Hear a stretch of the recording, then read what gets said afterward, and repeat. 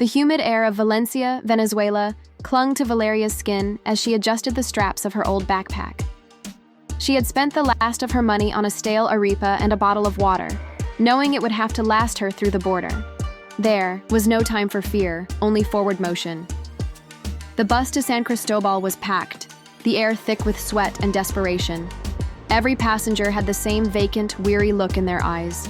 People fleeing a country that had once been their home, now just a prison of empty shelves and lost hope.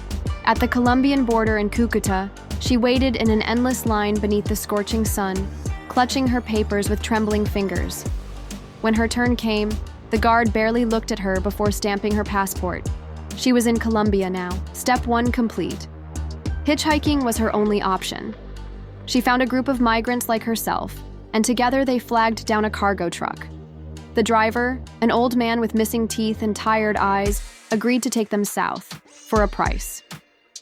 Valeria handed over her last few bolivares, worthless yet accepted. She climbed into the back, where crates of bananas and sacks of potatoes surrounded them. The truck rumbled forward, and the landscape blurred into a patchwork of green hills and dusty roads. Nights were the hardest. The air turned cold as they climbed into the Andes, the thin mountain air biting at her exposed skin. She curled up beneath a tarp, listening to the truck groan against the steep roads. At one point, they stopped in a nameless mountain town where a kind woman gave her a cup of hot coffee. "Ecuador is still far," the woman warned, "but keep going. There's nothing left for you here."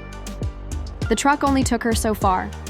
Near Ipiales, close to the Ecuadorian border, she was forced to walk. The Pan-American highway stretched before her like an endless ribbon of uncertainty. When she finally reached the border at Rumichaca, her feet were blistered, her body weak, but her will unbroken. Ecuador welcomed her with little fanfare, only another stamp in her passport, and a new country beneath her tired feet. She found another ride, this time with a group of Venezuelans packed into the back of a delivery van. They shared stories, fears, and whatever little food they had. The road wound through Quito, the towering Andes casting long shadows over the city. From there, she pushed on toward Guayaquil.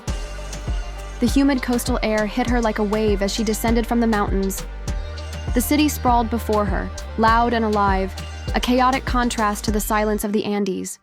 She had no money, no plan, only the promise of work in a bakery owned by a distant cousin.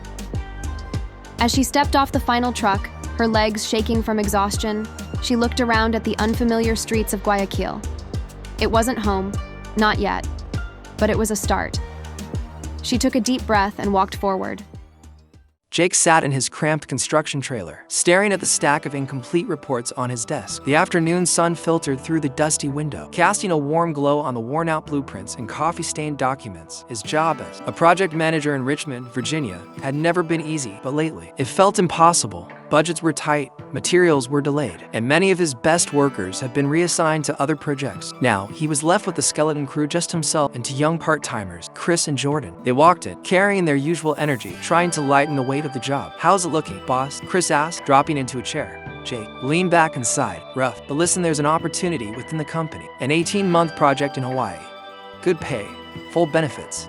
I want to recommend one of you for it." Chris and Jordan exchanged glances, then laughed. "Man, we appreciate it," Jordan said, shaking his head. "But that's not for us." Jake raised an eyebrow. "You always talk about wanting something bigger." Chris added, "Here's your shot." Their words stuck with him long after they left. That night, alone in his hotel room, Jake sat on the bed, staring at the company email on his laptop. Could he really leave everything behind? The project was temporary, but it would mean a fresh start, a challenge in paradise. He hesitated.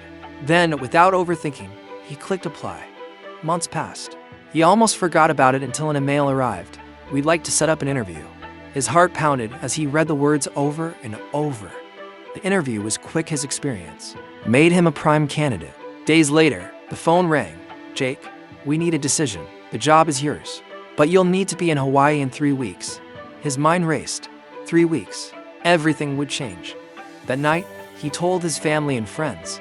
They were shocked, then excited. Plans for a farewell party were set in motion the night before his flight. They gathered at a small Richmond bar. Stories were shared, beers were raised, and laughter filled the air. "You're gonna kill it out there," his best friend said, clapping him on the back. The next morning, standing at the airport gate, Jake took a deep breath. This was it.